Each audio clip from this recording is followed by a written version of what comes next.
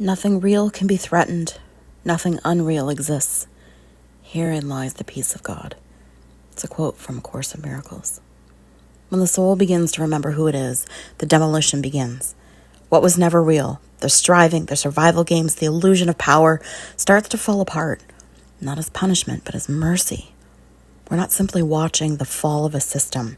We're living through the end of an illusion. From the outside, it looks like chaos. Politics, war, late-stage capitalism, mass burnout, rising disconnection. But the empire isn't collapsing because of what's happening. It's collapsing because of what's being seen. Empires don't fall from force. They rot from within. And collapse always begins in consciousness. In tarot, the tower is the card of divine destruction. It's lightning to the illusion. It's what comes after long denial and avoidance. It's truth too powerful to be ignored any longer. This is where we are now. Not at the beginning of the end, but at the end of what never truly began. What was built on dominance, disconnection, and delusion is cracking because it was never rooted in truth. It was never whole. The myth of endless growth is dead. Bread and circuses are losing their magic. The spell is wearing off. We're waking up from the dream of separation and competition, and that awakening is what collapses the tower. The empire isn't falling because something went wrong. It's falling because something is finally being seen. And with every soul that sees clearly, the tower loses another stone. You don't have to live in the White House or run a corporation to feel the fall. If you're exhausted, disillusioned, numb, angry, strangely hopeful, you're not alone. You're in it. Because the collective is a mirror. As above, so below. As within, so without. What's collapsing out there has already begun to crumble inside. The burnout you once wore like armor. The job, identity, or relationship that no longer fits. The constant striving that made you feel valuable even as it drained you. The beliefs you've outgrown but weren't sure you were allowed to let go of. We're shedding false parts of ourselves, but the collapse goes deeper. This isn't just a shift in systems, it's a reckoning with shadow. The hidden places, the parts of us we've denied, suppressed, moralized, or dressed up in spiritual polish, they're rising to be seen. Not just discomfort, not just pain, but truth. Not your truth, the truth. Unedited, uncomfortable, unforgiving.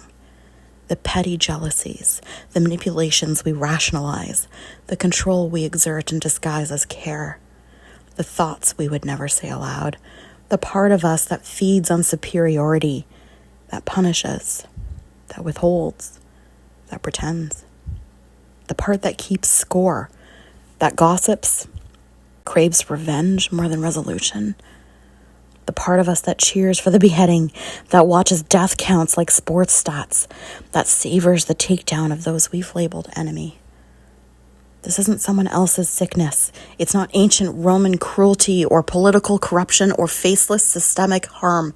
It's ours, alive in our bodies, baked into our coping mechanisms, hidden in our righteousness, camouflaged by the language of light. This is shadow work. Not the Instagram version, the real thing. The kind where you admit, I too have been the villain. I too have chosen silence when I should have spoken. I too have wounded people who trusted me. I too have clung to superiority when I should have offered grace. I too have perpetuated harm while pretending I was the healer. I, too, have pointed the finger outward when I know now that what I judge in the world is a mirror, a reflection of what I've yet to face within. The sickness of society is not some abstract evil.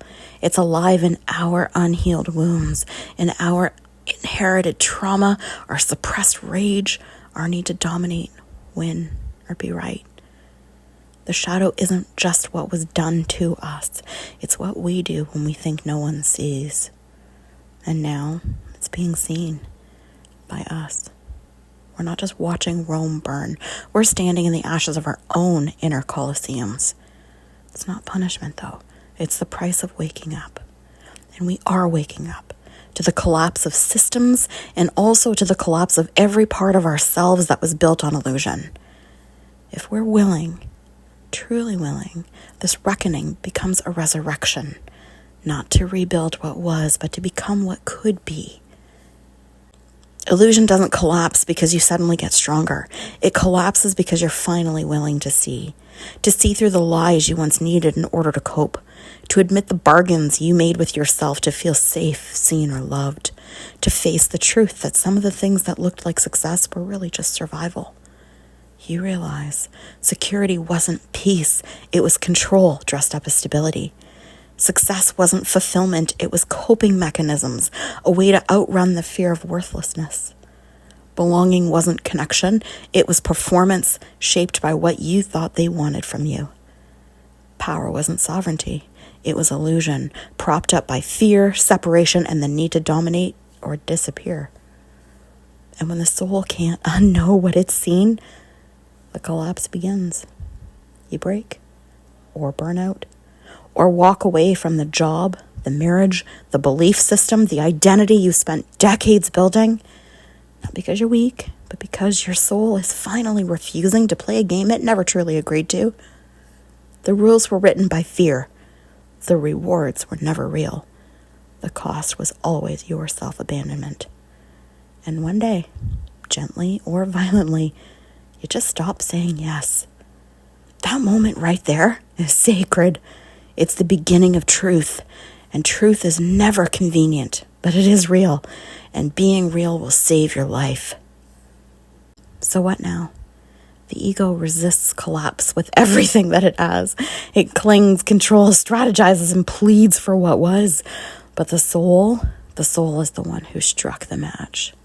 You weren't meant to climb a tower that's already on fire. You were meant to feel it fall. To hear the walls crack, to watch the false scaffolding splinter, and then to rise barefoot from the ash, finally free of the weight that was never yours. Collapse isn't punishment, it's preparation, it's a catalyst. The tower doesn't fall to destroy you, it falls to strip away everything that isn't you. It falls so you can remember what cannot fall. What's real doesn't burn. What's real always survives the fire. It doesn't fall to ruin you, it falls to return you to what's real. So then what is real? Real is what remains when everything else is stripped away. It's what cannot be lost in a recession, revoked by a boss, or unliked by a crowd. It's the quiet knowing beneath the noise, the soul underneath the strategy, the truth of who you are when you're no longer performing for love, safety, or approval. Real is your breath, your body, your empathy, your capacity to love without agenda. Real is your grief that softens you, your anger that reveals what matters, your joy that rises without permission. Real is your divinity, your connection, your direct line to the source, no middleman, no institution required. The tower falls to burn away the illusion of who you had to be, so you can finally remember who you actually are. This is how the light wins.